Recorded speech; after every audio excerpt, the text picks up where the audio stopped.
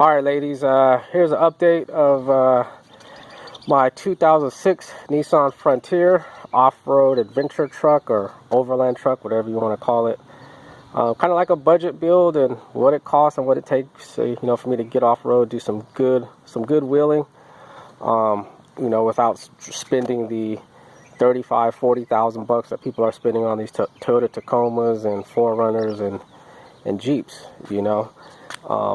Pretty much everything you need to get off-road, have some fun, and not file for bankruptcy 5 years down the road. So this truck cost me a little over $8,000. I think with taxes like $8,009 or something out the door.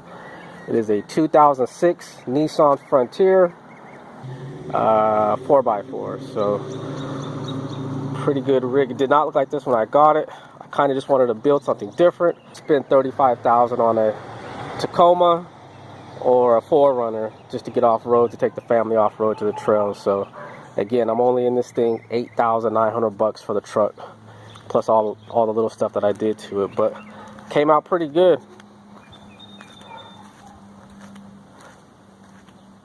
Quick walk around of the truck. I'll kind of go into some of the things that I did to make it look pretty awesome. I have a daughter that's in high school. I have another daughter that's in junior high, so I have my funds are limited because she will probably be going off to college and all that kind of stuff. So you guys know that stuff adds up. So didn't leave a whole lot of money, for a truck that I only use on the weekends. It just didn't make financial sense to spend that kind of money on a truck that's only going to be used on the weekends. Alright, so what I did on the wheels and tires, those are OEM wheels. All I did is spray paint them. I did not want to buy the aftermarket wheels because it was really going to kind of mess with the offsets, and I didn't want to have to deal with all that stuff. The OEM wheels look fine, but they were ugly color. So all I did is paint them with this wheel paint, and there's the color there. There's the color graphite there. And the cool thing with that is you're going to damage and bust up your wheels on rocks and all that stuff. So to have black wheels or aftermarket wheels, you're just going to have to scratch them up anyway. So I was like, I could just paint mine every time they get scratched up. No big deal. This is what I used to paint my bed rack. Again, that stuff's going to get scratched up as you move mounts around and do all kind of stuff. So all I do is paint it with this every time it gets scuffed up or something. But this is what I use to paint my roll bar. So again, for the tires and wheels, OEM wheels, 16-inch. I absolutely love these tires. These are Thunder Track Grip MTs, 33-inch. Really aggressive tread pattern, but I've been holding up awesome for the stuff that I've been doing. When I get on the trails, I usually air down to about 19 psi, and these things grip phenomenal. These tires have increased my confidence in the truck tremendously, so highly recommend a good MT tire, at least a 33-inch. You air those bad boys, just grip anything, and it really, words can't explain how much it helps you out. I know there's some good all-terrains out there, and there are some good, and those seem to work well, but to me, BF Goodrich all-terrains were what, 900 bucks? I think I paid $520 free shipping on eBay for these. $520, they were shipped to my house for free, or shipping included, and mud terrain, so it just made more sense to me. So one of the things I did want to get, I've also, mandatory is the upper control arms. The stock upper control arms just weren't going to cut it, and I just put a Nismo sticker on there. But these have a lot more articulation and allow you to align the truck after you do the lift kit and all that kind of stuff.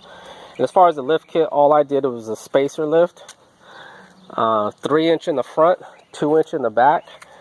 And the reason is because I wanted to see how I would like that setup. There's a lot of aftermarket lifts. You can go up to 6 inches for the aftermarket 4x4 lift, and you can do all different kind of stuff. But The spacer lifter really allowed me, will that lift get me over rocks and roots and stuff that I needed to. At 3 inches in the front, 2 inches in the back, I'm pretty pleased. It definitely took the rake out of the truck and gave the truck a really nice stance. So moving forward, I'm going to try to put together a combo, either a rad flow, maybe add a leaf, or the old man emu setup. But I want to stick with that height that I have of 3 inch in the front, 2 inch in the back. So I'll work on that, fine-tuning that suspension in the future, but for what it is now, it works out great. So all I did is completely tear down the bumper, took all that plastic crap off,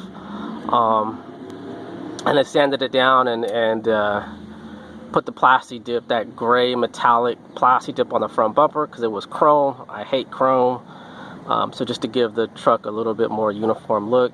And again, plasti dip, I don't mind it getting scratched or whatever. I can always just go through and redo it once I need to. So, and I painted the skid plate red below just to add some color to it. Also, I plasti dipped the grill. It was chrome. Don't like chrome. As far as the headlights, I put the headlights in the oven, tore the headlights apart, painted all the back black, resealed it up, and just remounted them just to add so they weren't shiny chrome like that. And that's all I did to the front. Get another shot of the aftermarket upper control arms. Tinted the front windows. These are traction boards. They are not Max Tracks. They're just regular eBay. They are just regular Amazon traction boards. I think they were 65 bucks or 62 bucks shipped. Work out fine. I have a truck, so I need all kind of advantages I can get when it comes to traction. Plus, I go case solo a lot, so traction boards will help get out of a sticky situation for sure. Crazy part is some of these bed racks cost $800-900 bucks, $1,000 for a simple bed rack. Just didn't seem reasonable. I found this company called Hot Metal Fab. They are out of California, and they build these bed racks for Tacomas, Frontiers, Titans, Tundras, whatever. Pretty much it's the same setup. He charged, I think I paid $389 for the bed rack. It comes in raw steel and it actually mounts to your existing track system, similar to that. If you have to tell them which mounting system you want, because they're different mounts for the Toyota and the Nissan. But there it is. There's the bed rack right there, 389 bucks, just the way you see it. But it comes in raw steel. I just painted mine black. But pretty awesome bed rack. So 800 if you're standing still with all the gear, rooftop tent, then 300 or something pounds if you're 350 pounds if you're just cruising down the road. And so there it is. All I really did is just drill some holes in it to mount my gear. It's a mount set the way that I wanted to. The crazy thing is there's a lot of mounts to mount your shovels and your axes and all kind of stuff. Or even on Amazon or on eBay, they want like 40 bucks for mounts. I mean, hell, my shovel only costs 16 bucks. Why must it be $40 to mount a $16 shovel? It just didn't make sense. So I made my own mounts. I just went to Lowe's. These are what were they, like 89 cents? And just put a couple of them together and then made my own. And put a couple of them together and made my own mounts, and that's kind of how they work. They work really well. The shovel, and there's the Cobalt axe right there. That's my high lift jack up there. I did not want to go cheap on the high lift. Want to make sure, because I know Harbor Freight sells one, but I wanted to make sure I got a good high lift jack. And all I did is drill some holes into my bed rack and put some bolts through. It kind of made like a spacer. You kind of see it there. It kind of made like a spacer, and it holds that thing fine. I'm not concerned about it coming off or anything. If it's in an accident, like that's a grade 8 bolt, both of them. So it holds that thing secure and pretty well. At night I do lock it up. That high lift jack stays up there all the time, so I will lock. That is usually locked up with the cable lock, but I took it off to do something. Now, only thing I'm waiting on is my rock sliders. Those should be mounted pretty soon. So, and again, the theme being a budget off-road adventure truck, or I just put my 5-gallon tank there. We have this rail system in the Nissans, and that'll hold your 5-gallon fuel there. So that's that. Pretty awesome setup. And then of course, I wheel a lot on my own, so I do need recovery gear, stuff that can get myself out of a sticky situation if need to. Again, the theme is I don't spend a lot of money. I spend stuff on what will get me out of the sticky situation without spending a whole lot of cash. So here is my toolkit. All my tools in there. I even have a saw to get off cut off some branches if I need to. There's my cable pulley. That's really good for getting out of a sticky situation. Step. I use this a lot. Takes up a little amount of space. I bought that at, I think, the 99-cent store. I bought 2 of them. Here's my little gas stove, or actually butane. This thing works awesome, cooking up some stuff on the side of the trail. I think I paid $10 for this. You have to buy I keep a couple of those butane cartridges. And probably the most significant thing I'm really happy with is this tough stuff air compressor. This connects to your battery. It'll air up my 33-inch tires, all 4, in less than about 8-9 minutes. You pretty much screw this on to your thing, and you put it on, and you screw that on, and it'll air it up all 4 probably in less than 10 minutes. That thing's pretty awesome. I use this a lot. And then you also use the tire deflators to air down. You program these are set. I set these at, I think, 20 psi.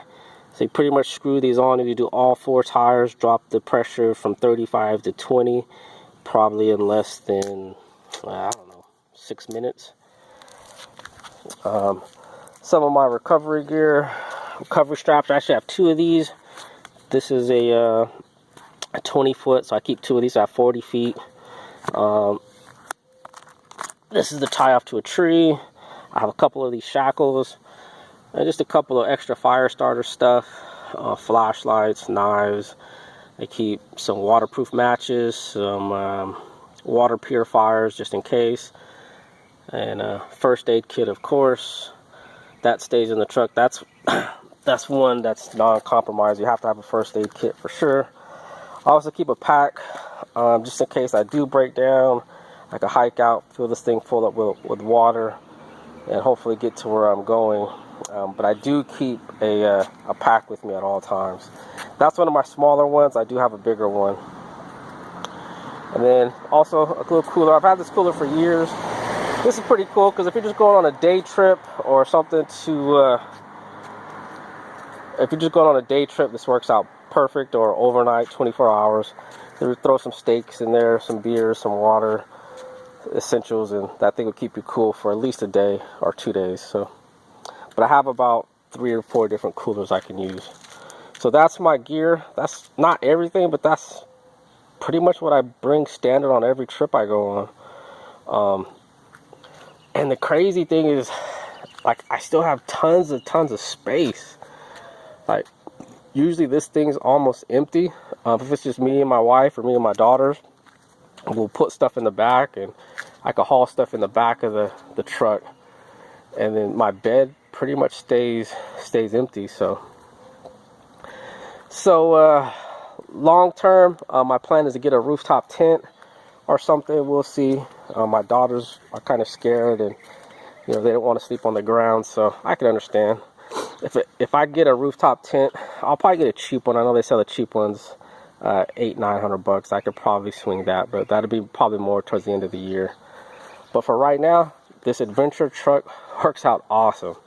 I couldn't be happier, and again, I'm able to get on the trails and do what I need to do without you know, spending a lot of money on a truck.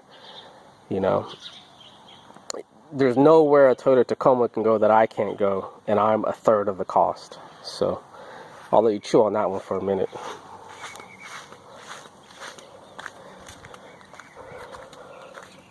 So here's the inside, pretty basic, nothing too flashy. When I got the truck, this bezel was cracked. That did take me a long time to find a bezel. And plus it had some really ugly aftermarket radio, so I was able to find a OEM radio. I think I bought it on OfferUp for 20 bucks. But there's the interior, nothing too fancy. I probably will be getting a tablet mount here and running a Gaia GPS on a iPad mini. I also have to get a ham radio that will probably be mounted right there. But and then here's the back. I mean, got pretty good amount of space. I also keep a lot of stuff underneath here. On both sides we have some storage, which I keep a lot of stuff under there as well. So I am also able to mount a full 33-inch spare underneath. I went in, there's a 33-inch spare. Look at all the room I have left. I could probably fit a 35 under here pretty easy. So that eliminates having to buy a tire carrier, all that stuff, because your spare won't fit. Look at that. I still have at least 2.5 inches on each side. I could probably fit a 35 underneath here pretty easy. Alright, so there you go. A really inexpensive adventure truck that you can build. I'm really happy with it. Couldn't be happier with the finished product and the capability of the truck. I'm usually the only Nissan I see out there other than the Nissan Xterra. So just a kind of quick walk around of the truck. Some of the gear that I use. Extra 5-gallon fuel tank. Shovel, axe. High lift jack. Traction boards. Mud terrains. I'll probably be getting a roof rack soon with a light bar up there as well. So lots of things on the way, but for now it's set up pretty nice. At least I can get out on the trail. So for right now, it's set up pretty nice. So if you have any questions, just let me know. Have a good day, ladies.